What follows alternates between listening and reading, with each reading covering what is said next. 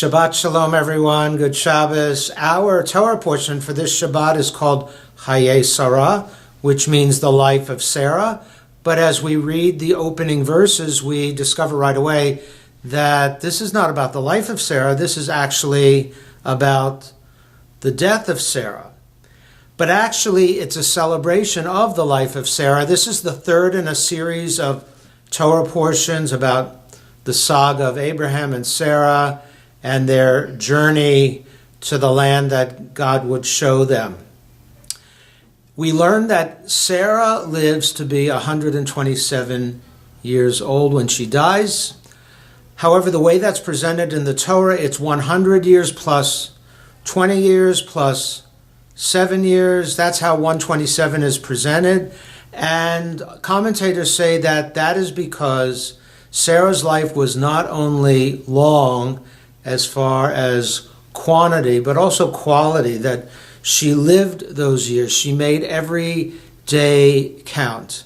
And for that reason, she becomes a role model for Jewish men and women throughout all the ages. But now it's up to Abraham to find a suitable burial place for his beloved wife Sarah.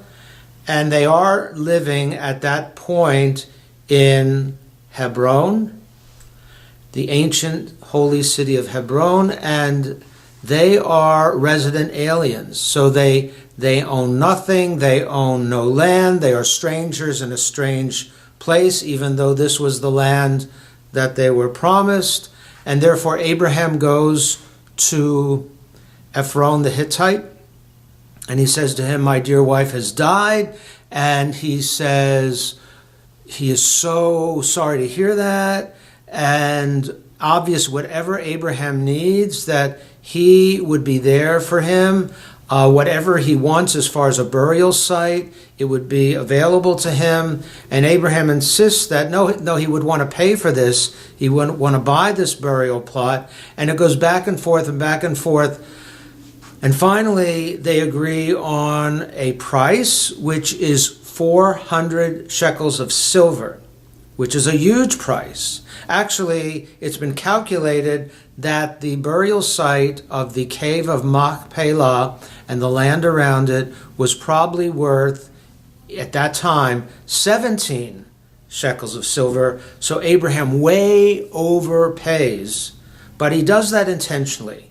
He just wants it to be known that he and his people own this little bit of land. It is his. He bought it. And actually there's a contract in the Torah which says that it now belongs to Abraham and his descendants. You may know that all the fathers of the Jewish people are buried in Machpelah, and all the mothers, with the exception of one, are buried at the cave of Machpelah. And you know which mother is not. This should interest Rachel, who is doing this video, because it is Rachel. Rachel is not buried there. Rachel is buried on the road between Jerusalem and Bethlehem in a separate burial site. She is so revered. And actually, when women visit Israel, they have issues that face women in particular, they go to Rachel's tomb, or they did when it was safer to do that, and you take a red string and you walk all the way around the tomb, and there's prayers that are recited, and supposedly Mother Rachel looks out, especially for all the women in Judaism.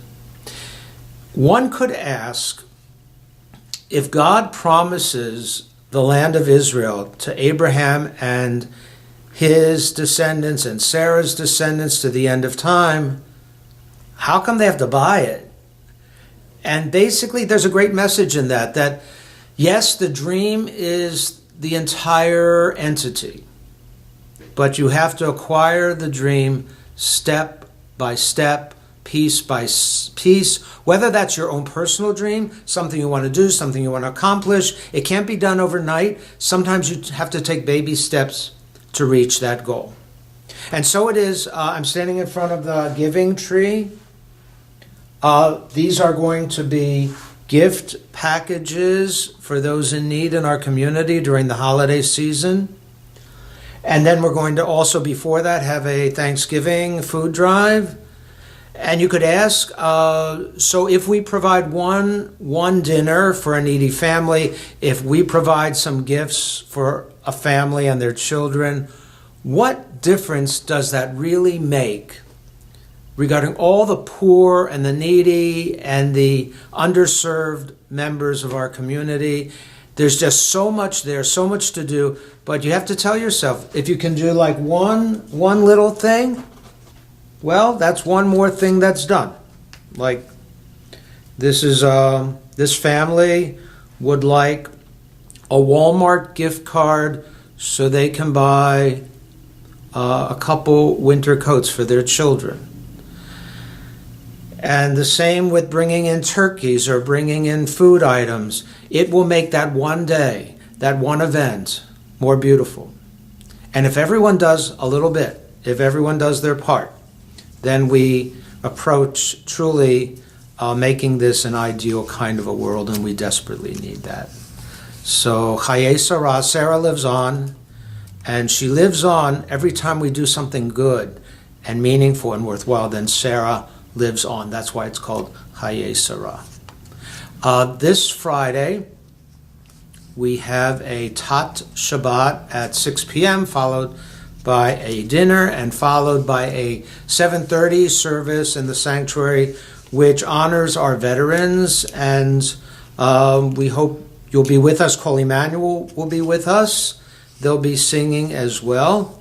Gordon Bacher is going to be speaking during the service, and we look forward to his message as well. So Shabbat Shalom. And hopefully in the spirit of this season, you will respond. Shabbat Shalom.